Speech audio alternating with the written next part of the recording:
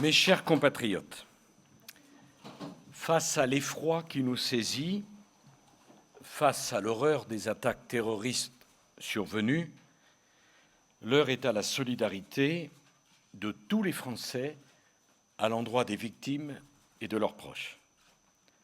Nous pensons à celles qui ont succombé et à leurs familles. Nous pensons à celles qui luttent pour la vie, à toutes celles qui sont hospitalisées, à celles qui sont blessées dans leur chair.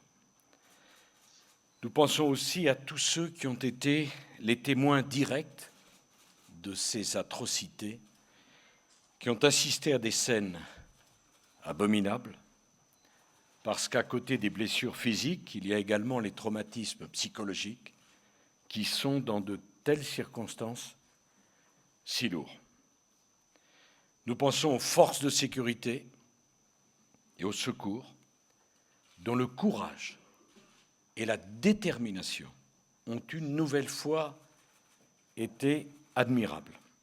Qu'elles sachent, ces forces de sécurité et de secours, qu'elles ont le soutien de tous les Français. Mes chers compatriotes, les terroristes ont engagé la guerre à la France. Notre pays ne doit pas céder.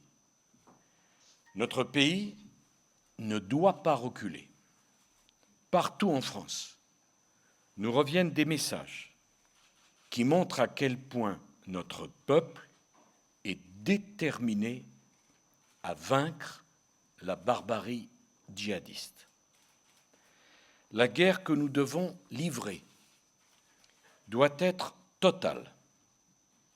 Notre devoir est de prendre en compte l'extrême gravité de la situation et d'en tirer toutes les conséquences en termes d'action.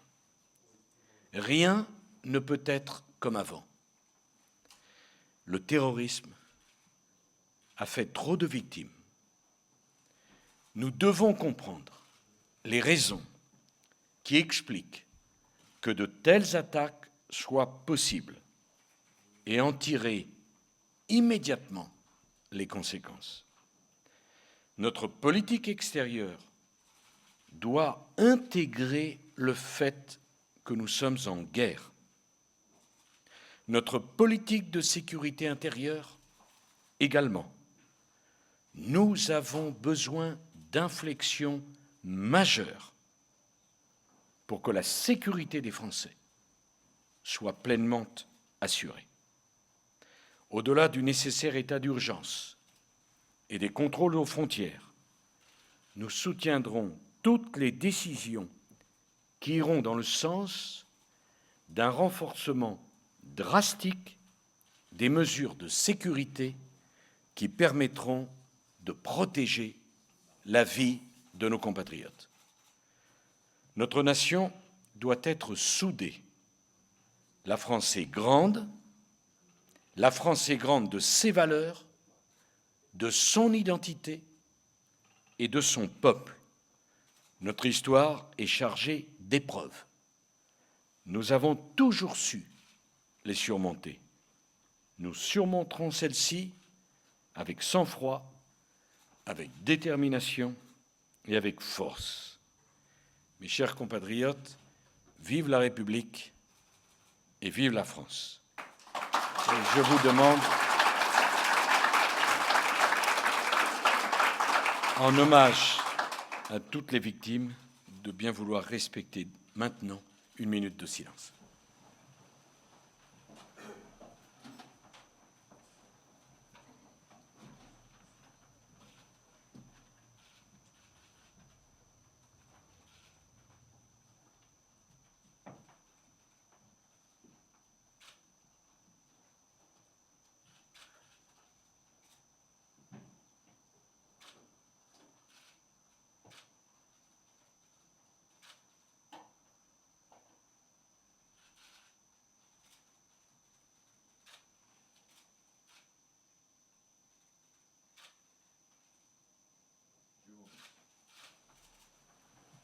Vous comprenez qu'en raison des circonstances, je ne tiendrai pas de réunion politique. Je me suis entretenu avec le président François Hollande ce matin et j'aurai l'occasion de le voir demain matin. Nous avons annulé cette grande réunion qui devait, dans la joie et le partage des convictions communes, qui devait nous rassembler ce matin.